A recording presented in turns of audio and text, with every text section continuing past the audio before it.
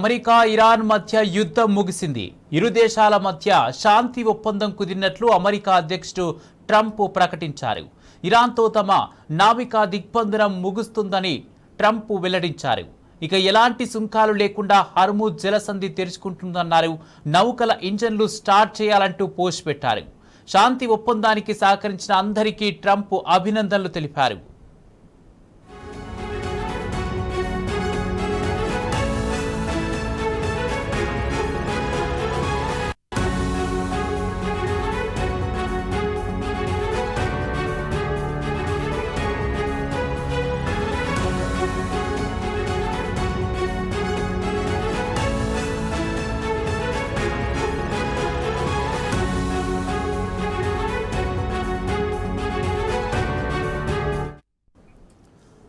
America Iran ఒప్పందంపై మరిన్ని వివరాలను ప్రతినిధి సురేష్ అందిస్తారు.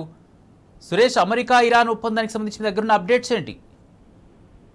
సుమారు ఎట్టకేలకు ఫిబ్రవరి 28, 2026 ప్రారంభమైనటువంటి అమెరికా ఇజ్రాయెల్ యుద్ధం స్థిరపడింది. దానికి శాంతి ఒప్పందం కుదుర్చుకునేందుకు ఇరాన్ అమెరికా సిద్ధమయ్యాయి. ట్రంప్ తన 14వ తేదీన జరిగినటువంటి పుట్టినరోజు 80వ పుట్టినరోజు భాగంగా సందర్భంగా ఇరాన్ తో యుద్ధాన్ని ముగించే ఒప్పందం కుదిరిందని ఆయన స్వయంగా ప్రకటించారు. ఈ ఒప్పందంపై భిన్న అభిప్రాయాలు వ్యక్తమవుతున్నప్పటికీ ప్రస్తుతం అయితే శాంతియుతంగా పీస్ డీల్ కు ఇరాన్ ఇజ్రాయెల్ సిద్ధమైంది.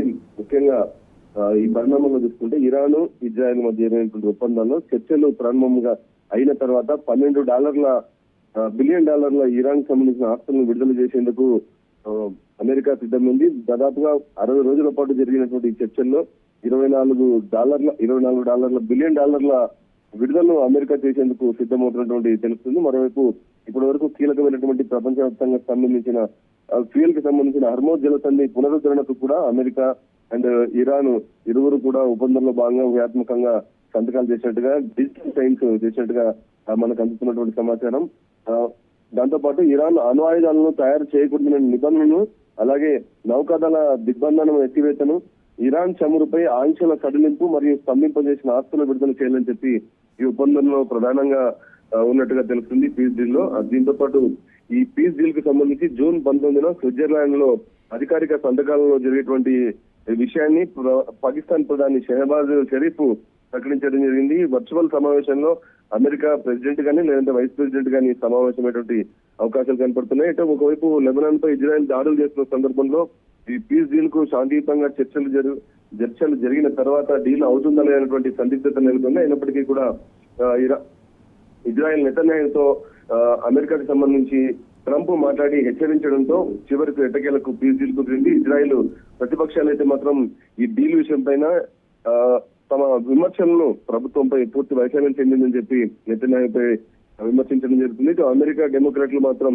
అభ్యంతరాలు తెలుపుతున్నటువంటి సిచ్యువేషన్ కూడా ఈ పీస్ డీల్ పై ప్రస్తుతం కనపడుతుంది. ఇరాన్ విదేశాంగ మంత్రి అబ్బాస్ అరాక్చి ఇది ఒక నమ్మక ద్రోహి అంటూ పేర్కొంటూ ఇరాన్ లోని మషాద్ నగరంలో నిరసనకారుల ప్రదర్శనలు కూడా చేసినట్టు సిచ్యువేషన్ మనం చూడడం జరిగింది. మొత్తంగా అమెరికా ఇరాన్ దేశాల మధ్య శాంతియుత ఒప్పందం అయితే కుదిరింది. లెబనాన్ తో సహా అన్ని రంగాల్లో సైనిక చర్యలకు తక్షణ మరియు శాశ్వత ముగింపు పడడానికి ఇరు పక్షాలు అంగీకరించడం జరిగింది. Kumar, right, thank you Suresh.